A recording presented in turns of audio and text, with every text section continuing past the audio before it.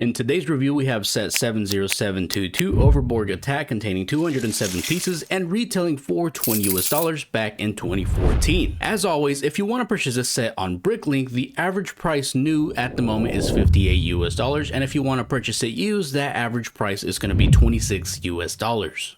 Moving on to our minifigures, we start with Techno Lloyd here, who comes with two accessories, which are two gold katanas. Now, he doesn't have a Techno Blade that he uses in the show, so it makes sense that he does not get one here. As the enemy of the set, we have the OverBorg minifigure, which is Cyrus Borg, being controlled / commanded by the Overlord.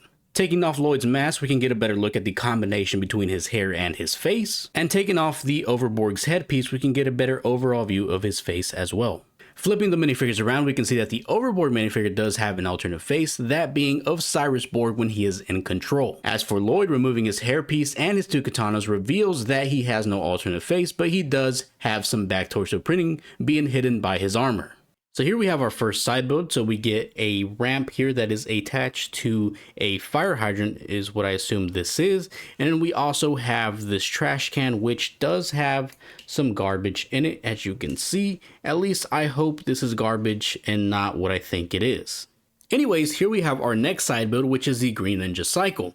Now, this did make it into the show, so it's good to have that connection there. It's still rocking the Green Ninja colors, which is that bright green with the gold, which just makes sense for a Lloyd vehicle. We also have, the black and gray down here for the mechanical portions, which is going to be obvious to have that within the build. We get some stickers back here too, two stickers, both really the same thing, just on different pieces.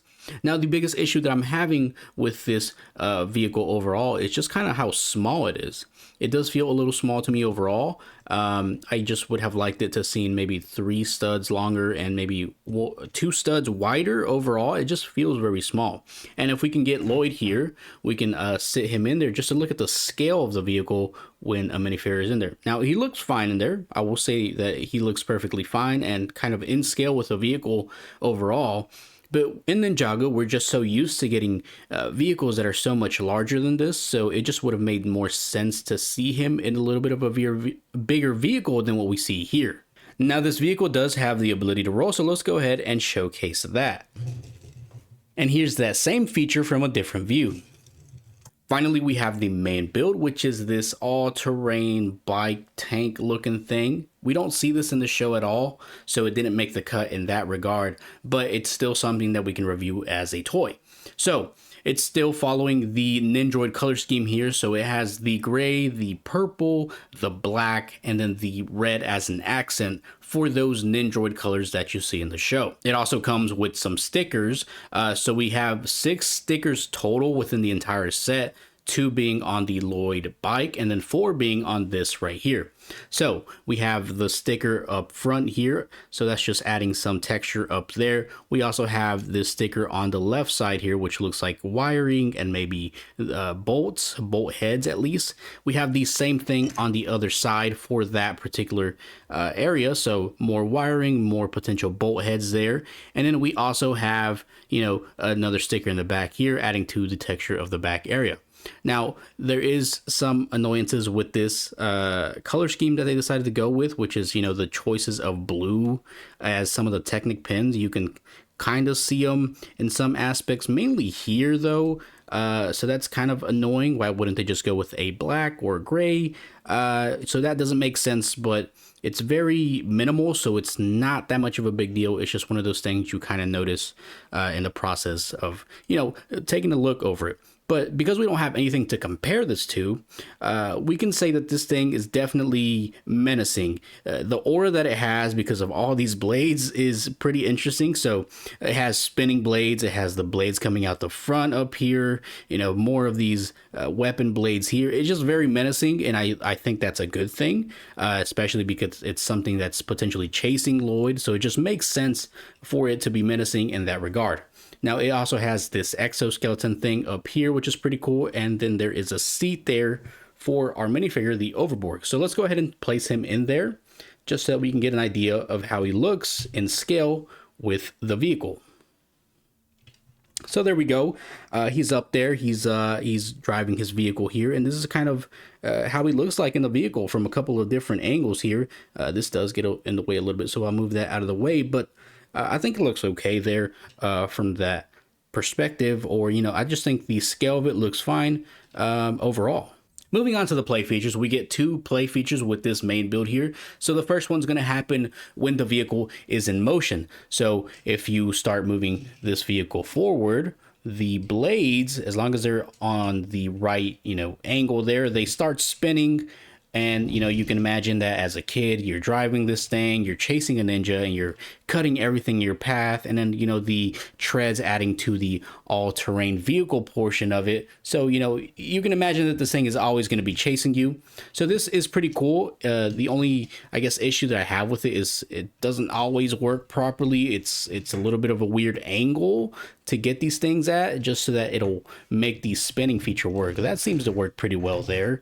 The only thing, it's not always down. So the way that these connections work is that they're on this little pin in there. So these things can move up and down, or, pretty much 360 all the way. And this is kind of holding them in place there. If you can get a better look at that in there, it's a little bit harder to see, but these things can spin all the way.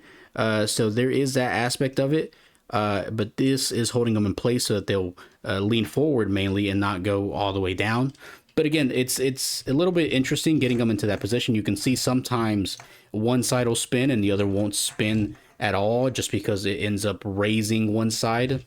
So it is a cool feature, but it tends to be kind of picky with when it works properly and when it doesn't. So like I said, the main build has 2 main features. The second feature being a transformation feature, kind of. So the way that this works is you can take the entire upper half of this bike out. So now you have, this here, and you can see that that's where it connects. That's where this piece connects. So you can flip this upside down. You can see there's a little bit of a hole there, and that's just kind of where it sits on when you put it on the bike. So you can have the bike by itself, and then you have this little creepy crawler thing, which you do see in the show. This is kind of what, Cyrus Borg would use to get around, as he does. His legs don't work. So this is what he uses to get around that and start working in his lab. But, everything starts to go wrong with the Overlord being in the system and taking over him. So this is kind of what he uses to get around when the Overlord is in control. This is, what he's using to go build whatever he needs to build for the Overlord in those situations. So this is pretty accurate to the show. The only thing we're missing here is the little screen up here where, the Overlord is always on there talking to some of the lower ranked individuals, or some of the higher ranked individuals as well, such as at that point in time Pythor or General Cryptor, or even some of the ninja as well. But yeah, overall, this is really cool to get. We do see this in the show. So there is that connection there, which is cool. And then, the fact that it can transform here with the bike itself is a pretty cool feature in itself. I think that ability to do that is nice. So you get essentially 2 vehicles for the price of 1 in a way. So you have, what keeps them walking around, and then, something that you can drive with, even though it's not canon to the show. At least the bike portion isn't canon to the show. So here we have everything you get in set 70722, OverBorg Attack, containing 207 pieces and retailing for $20 back in 2014. Now, do I think that the set was worth the price point at that point in time? The answer is yes. I think that there is a lot of playability in this, so I think that is kind of worth it overall. There is some small complaints, obviously. The Lloyd cycle here could have been bigger in my opinion, but I think that just comes down to preference. There's this playability aspect, which is very nice here. You can imagine a kid pretending to drive Lloyd's bike up there, flying through the air with the minifigures. That just adds to the playability aspect of it. The all-terrain bike tank thing is very cool, even though we don't see it in the show. It's something that really adds to the aura of the Nindroid vehicles, or just this particular set overall. I mean, it's just very intimidating. The blades everywhere, spinning blades, front sword blades, other side blades. It's just intimidating. There is small complaints with it overall, just being the blue Technic pins, but that's minimal. And then, you know, the play feature, while it does work, it doesn't always work perfectly. So that's another small complaint, but it is harder to get that perfectly because it's, you know, on two different sides and they're not technically connected to each other. So they're two separate sides that are expected to work in unison, which just doesn't happen, but it still has that cool transformation feature, which I would say makes up for it. Could there have been more minifigures? Yes, there could have been more minifigures. I think that getting 1 to 2 Nindroids in the set would have been nice, just to add to the chase aspect of this. So Lloyd is obviously getting chased by the OverBorg minifigure here, and you know, in the show you always see him getting chased by multiple Nindroids or just overall minifigures in general. So seeing 2 more Nindroids here would have been nice to add to the chase aspect of it. So yes, this is or was worth the $20 back in 2014. If you are enjoying the videos, consider liking the video. And if you are enjoying the content, consider subscribing. It is completely free and helps me out in the long run. Now, as always, I will see you guys in my next video.